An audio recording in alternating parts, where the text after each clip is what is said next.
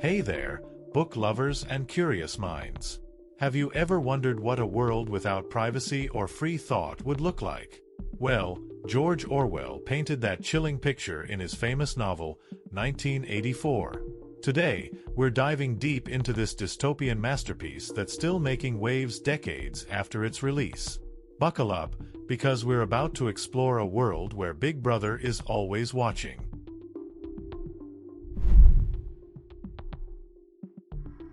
Let's start with the basics.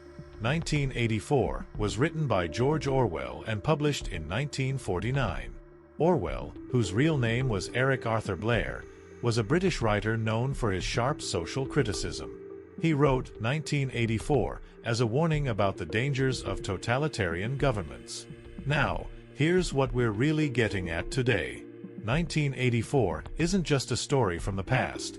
It's a wake-up call for our present and future. Let's dive into the world Orwell created. Imagine a place where every move you make is watched. Every word you say is heard. Every thought you have could be a crime.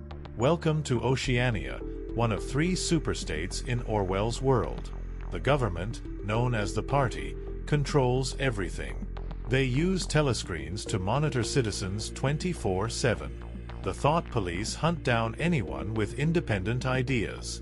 It's a world where war is constant, history is rewritten, and truth is whatever the party says it is. At the center of this nightmare is our main character, Winston Smith. Winston works for the Ministry of Truth, ironically named because its job is to spread lies. He rewrites history to match whatever the party claims is true. But deep down, Winston knows something isn't right. He starts to question the party and their control. Winston's rebellion starts small. He buys a diary and starts writing his thoughts. This simple act is considered a thought crime. Then he meets Julia, and they begin a secret relationship.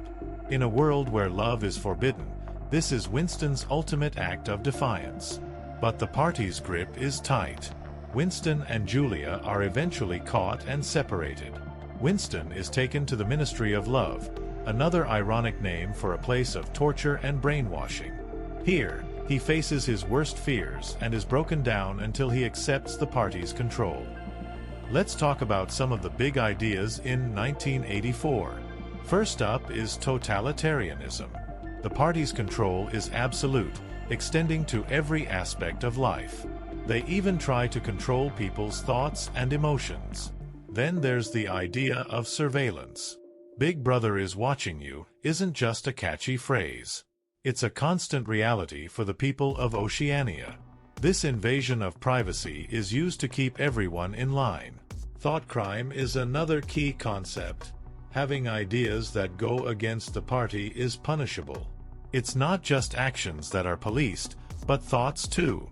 Doublethink is a fascinating idea Orwell introduces. It's the ability to hold 2 contradictory beliefs at the same time.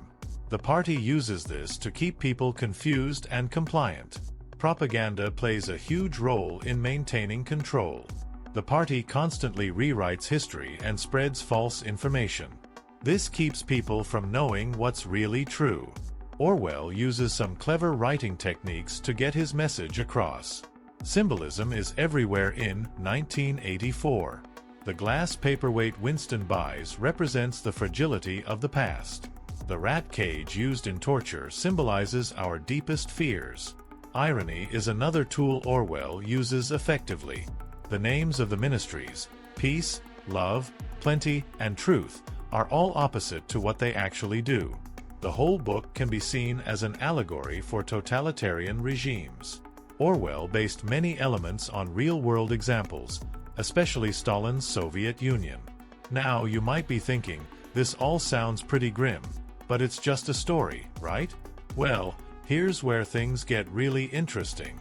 Many of the ideas in 1984 are still relevant today. Think about surveillance. We live in a world of smartphones, social media, and data collection. Our information is constantly being gathered and analyzed. Sound familiar? Propaganda and misinformation are huge issues in our digital age. Fake news spreads like wildfire online. It can be hard to know what's true and what isn't. Even the idea of thought crime has modern echoes. Cancel culture and online shaming can sometimes feel like punishments for having the wrong opinions. The manipulation of language that Orwell describes isn't far off either.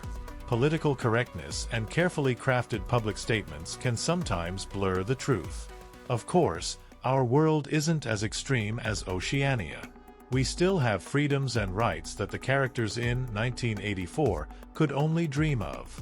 But the book reminds us to stay vigilant and protect these freedoms. So, what have we learned from our journey through 1984?